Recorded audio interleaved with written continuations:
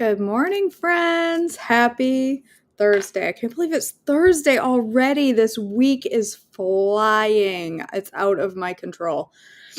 It's like, well, of course it's out of my control. I don't control the days, but it's flying beyond my control. I'm drinking my Healing Trimmy that I discovered I act like it was a big discovery. That's been around for years and I didn't know about from my new cup. Look at this gorgeous cup somebody sent me yesterday. I got in the mail. Isn't it? Look at the butterflies. It's so pretty. I love it. And it's got good handle. You got to be able to fit 3 fingers in a mug for it to be right. And I can.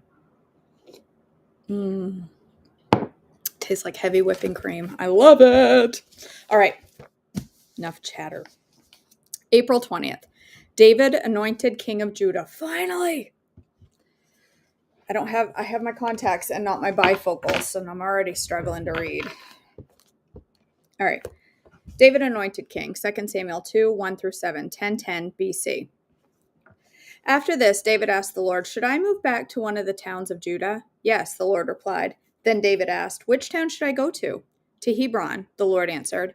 David's 2 wives were Ahinoam from Jezreel and Abigail, the widow of Nabal from Carmel. So David and his wives and his men and their families all moved to Judah, and they settled in the villages near Hebron. Then the men of Judah came to David and anointed him king over the people of Judah. When David heard that the men of Jabesh Gilead had buried Saul, he sent them this message: "May the Lord bless you for being so loyal to your master Saul, and giving him a decent burial. May the Lord be loyal to you in return and reward you with unfailing love. And I, too, will reward you for what you have done. Now that Saul is dead, I ask you to be my strong and loyal subjects." Sorry, I'm getting text messages first thing in the morning. "Now that Saul is dead, I ask you to be my strong and loyal subjects like the people of Judah, who have anointed me as their new king." Ishbosheth proclaimed king of Israel, 2 Samuel 2, 8-11. But Abner, son of Ner, the commander of Saul's army, had already gone to Mahanaim with Saul's son Ishbosheth.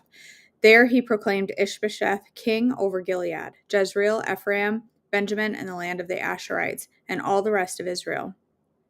Ishbosheth, Saul's son, was 40 years old when he became king, and he ruled from Mahanaim for 2 years. Meanwhile, the people of Judah remained loyal to David. David made Hebron his capital, and he ruled as king of Judah for 7.5 years. War between Israel and Judah, 2 Samuel 2, 12-17. One day, Abner led Ishbosheth's troops from Mahanaim to Gibeon. About that same time, Joab, son of Zeruiah, led David's troops out and met them at the pool of Gibeon. The 2 groups sat down there facing each other from opposite sides of the pool. Then Abner suggested to Joab, "Let's have a few of our warriors fight hand to hand here in front of us." "All right," Joab agreed. So 12 men were chosen to fight from each side, 12 men of Benjamin representing Ishbosheth, son of Saul, and 12 representing David. Each one grabbed his opponent by the hair and thrust his sword into the other side so that all of them died. So this place at Gibeon has been known ever since as the Field of Swords. A fierce battle followed that day, and Abner and the men of Israel were defeated by the forces of David. The death of Asahel, 2 Samuel 2, 18-31. Joab, Abishai, and Asahel, the 3 sons of Zeruiah, were among David's forces that day. Asahel could run like a gazelle and began chasing Abner. He pursued him relentlessly, not stopping for anything. When Abner looked back and saw him coming, he yelled out, "Is that you, Asahel?" "Yes, it is," he replied. "Go fight someone else," Abner warned. "Take on one of the younger men and strip him of his weapons." But Asahel kept right on chasing Abner. Again, Abner shouted to him, "Get away from here. I don't want to kill you. How could I ever face your brother Joab again?" But Asahel refused to turn back, so Abner thrust the butt end of his spear through Asahel's stomach, and the spear came out through his back. He stumbled to the ground and died there, and everyone who came by that spot stopped and stood still when they saw Asahel lying there.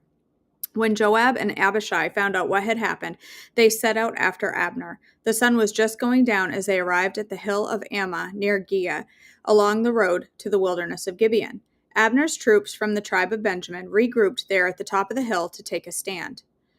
Abner shouted down to Joab, "We must always Must we always be killing each other? Don't you realize that bitterness is the only result? When will you call off your men from chasing their Israelite brothers?" Then Joab said, "God only knows what would have happened if you hadn't spoken, for we would have chased you all night if necessary." So Joab blew the ram's horn, and his men stopped chasing the troops of Israel. All that night, Abner and his men retreated through the Jordan Valley. They crossed the Jordan River, traveling all through the morning, and didn't stop until they arrived at Mahanaim. Meanwhile, Joab and his men also returned home. When Joab counted his casualties, he discovered that only 19 men were missing in addition to Asahel. But 360 of Abner's men had been killed, all from the tribe of Benjamin. Joab and his men took Asahel's body to Bethlehem and buried him there in his father's tomb. Then they traveled all night and reached Hebron at daybreak. That was the beginning of a long war between those who were loyal to Saul and those who were loyal to David. As time passed, David became stronger and stronger, while Saul's dynasty became weaker and weaker. David's sons born in Hebron, 2 Samuel 3:2-5. These are the sons who were born to David in Hebron. The oldest was Amnon, whose mother was Ahinoam from Jezreel. The second was Daniel, whose mother was Abigail, the widow of Nabal from Carmel. The third was Absalom, whose mother was Maacah, the daughter of Talmai, king of Geshur. The fourth was Adonijah, whose mother was Haggith. The fifth was Shephatiah, whose mother was Abital. The sixth was Ithream, whose mother was Eglah, David's wife. These sons were all born to David in Hebron. 1 Chronicles 3:1-4a. These are the sons of David who were born in Hebron. The oldest was Ammon, whose mother was Ahinoam from Jezreel. The second was Daniel, whose mother was Abigail from Carmel. The third was Absalom, whose mother was Maacah, the daughter of Talmai, king of Geshur. The fourth was Adonijah, whose mother was Haggith. The fifth was Shephatiah, whose mother was Abital. The sixth was Ithream, whose mother was Eglah, David's wife. The 6 sons were born to David in Hebron, where he reigned 7.5 years. David's mightiest men, 2 Samuel 23:8-17. These are the names of David's mightiest warriors. The first was Jashobeam, the Hakmonite, who was the leader of the three mightiest warriors among David's men. He once used his spear to kill 800 enemy warriors in a single battle.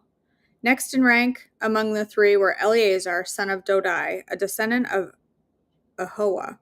Once Eleazar and David stood together against the Philistines when the entire Israelite army fled.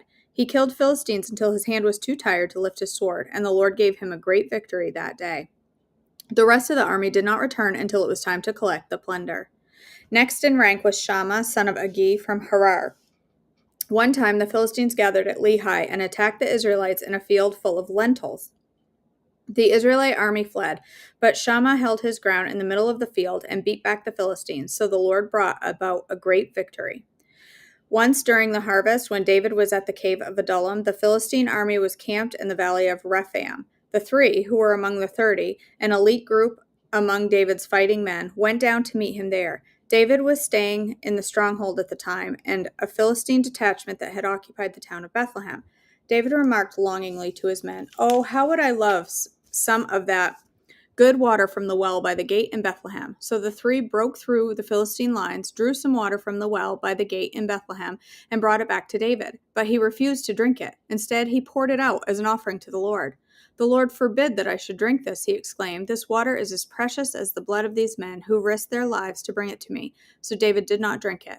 These are examples of the exploits of the 3. Sounds like a good movie, right? The 3. 1 Chronicles 11:10-19. These are the leaders of David's mighty warriors. Together with all of Israel, they decided to make David their king, just as the Lord had promised concerning Israel. Here is the record of David's mightiest warriors. The first was Jashobeam, the Hakmonite, who was the leader of the 3, the mightiest warriors among David's men. He once used his spear to kill 300 enemy warriors in a single breath. The next in rank among the 3 was Eleazar, son of Dodai, a descendant of Ahoah. He was with David when the Philistines gathered for battle at Pasdammim and attacked the Israelites in a field full of barley. The Israelite army fled, but Eleazar and David held their ground in the middle of the field and beat back the Philistines. So the Lord saved them by giving them a great victory. Once, when David was at the rock near the cave of Adullam, the Philistine army was camped in the valley of Rephaim. The three, who were among the 30, an elite group among David's fighting men, went down to meet him there. David was staying in the stronghold at the time, and the Philistine detachment had occupied the town of Bethlehem. David remarked longingly to his men, "Oh, how I would love some of that good water from the well by the gate in Bethlehem." So the three broke through the Philistine lines, drew some water from the well by the gate in Bethlehem, and brought it back to David. But David refused to drink it. Instead, he poured it out as an offering to the Lord. "God forbid that I should drink this," he exclaimed. "This water is as precious as the blood of these men who risked their lives to bring it to me." So David did not drink it. These are examples of the exploits of the three. Makes you wonder if the guys were like, "What the heck, David? We just got that water. Why are you dumping it on the ground? We just fought back the Philistines to get that water, and you just dumping it on the ground.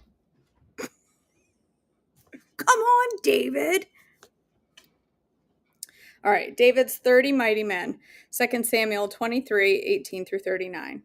Abishai, son of Zeruiah, the brother of Joab, was the leader of the 30. He once used his spear to kill 300 enemy warriors in a single battle. It was by such feats that he became famous as the three. Abishai was the most famous among the 30 and was their commander, though he was not one of the three. There was also Benaiah, son of Jehoiada, a valiant warrior from Kabzeel. He did many heroic deeds, which included killing 2 champions of Moab. Another time, on a snowy day, he chased a lion down into the pit and killed it. Once, armed with only a club, he killed an imposing Egyptian warrior who was armed with a spear. Benaiah wrenched the spear from the Egyptian's hand and killed him with it. Deeds like these made Benaiah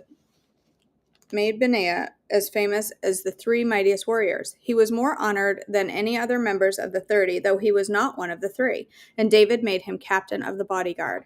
Other members of the 30 included Asahel, Joab's brother, Elhanan, son of Dodo, from Bethlehem, Shammah from Herod, Elikah from Herod, Helez from Pelon, Ira, son of Ikish from Tekoa, Abiezer from Anathoth, Sibbecai from Husha, Zalman from Ahoah, Maharai from Netopha, Heled, son of Bana from Netopha, Ithai, son of Rabai from Gibeah in the land of Benjamin, Benaiah from Pirathon, Harai from Nahal Gash, Abi Alban from Arabah, Asmaveth from Bahurim, Eliahaba from Shelbon, the son of Jashan, Jonathan, son of Shagi from Harar, Ahiam, son of Sharar from Harar. It's hard enough to read these, let alone without my bifocals on. My eyes are like playing tricks on me. Eliphalet, son of Ashbai from Makkah, Eliam, son of Ahitophel from Gilo, Hezro from Carmel, Parai from Arba, Eagle, son of Nathan from Zobah, Benai from Gad, Zelek from Ammon, Naharai from Beeroth, the armor-bearer from Joab, son of Zeruiah, Ira from Jatir, Gareb from Jatir, and Uriah the Hittite.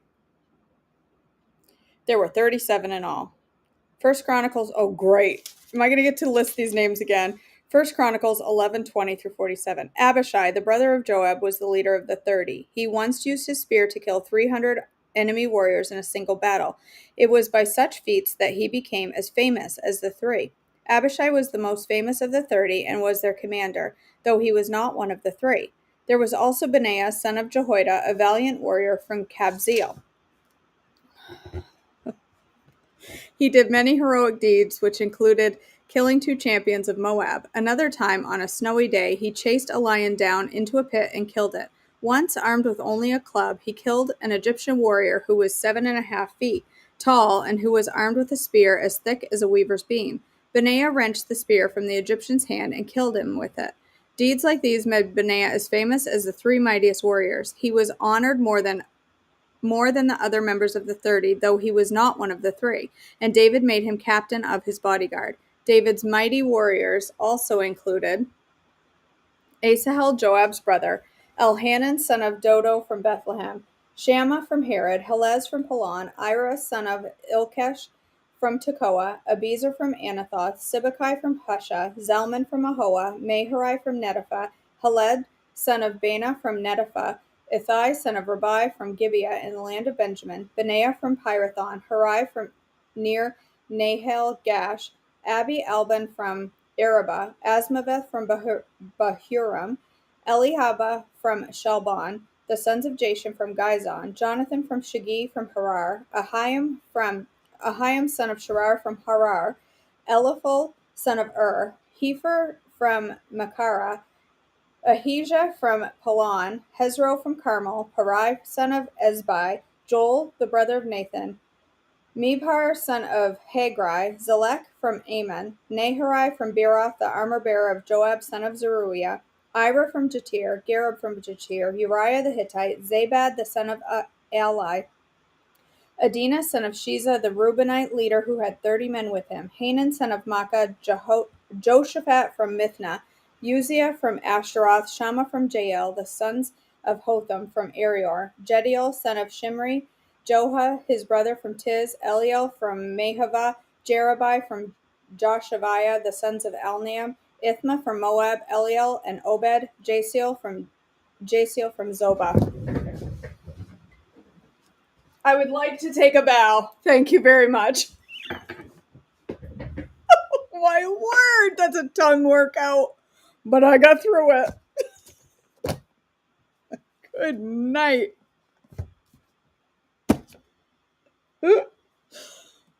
I'm sweating. I just burnt some calories reading those. I swear I did.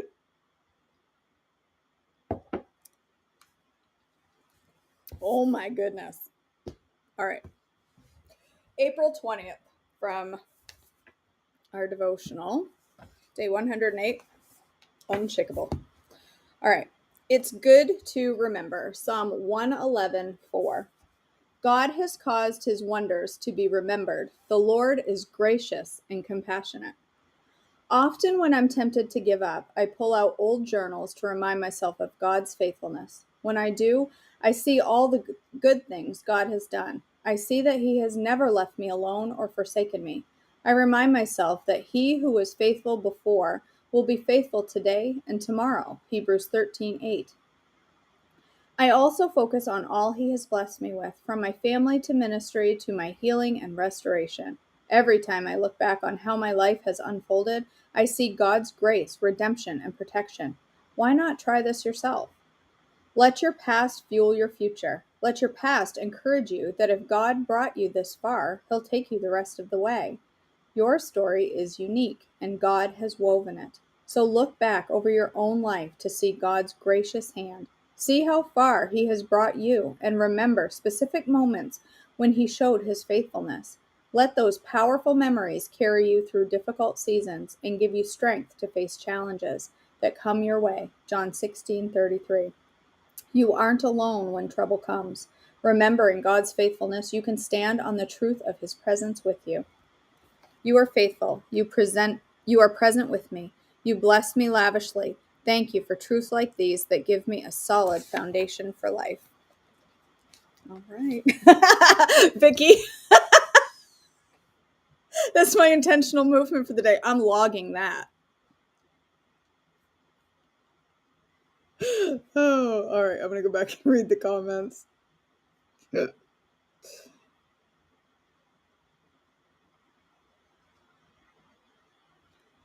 I love how David asked God, because Saul is already dead and he knows he is supposed to be king, but he asked God if and where he should go. David totally depended on God. You're right, Nikki. Absolutely. Hi, Mom. Mom just logged in. Yeah, I picked up on that too. The blunt end went through Asahel. That had to feel good. I think I'd rather have the sharp end of the sword. All right. All right, my friends, let's go ahead and end our morning together in a word of prayer. Father in heaven, I thank you so much for our time together here. Thank you for the blessing of your word. Thank you for this devotional. And thank you just for our time together. And you say that where two or more are gathered, there you are. And I fully believe that we are all gathered in your word, and there is power behind that. And it leads us, and it grows us, and it it helps us through the day to keep focused on you. And that is there's power in just focusing our eyes on you. I pray that you'll go before us today, keep our eyes still focused on you as we go about our day. I pray for Mom as she goes to get her treatment today, that maybe it will help her feel a little bit better. I pray that you will keep us safe and healthy as we go about our day, and just be with us wherever we go. In your precious name I pray, amen. Okay, my friends, thanks for joining me. I love that this is growing. The more you share these devotions, people will start joining and picking up. So if you log on in the morning and give it a share, somebody is going to see devotions happening and join in. And I would love to see, our morning devotions just explode.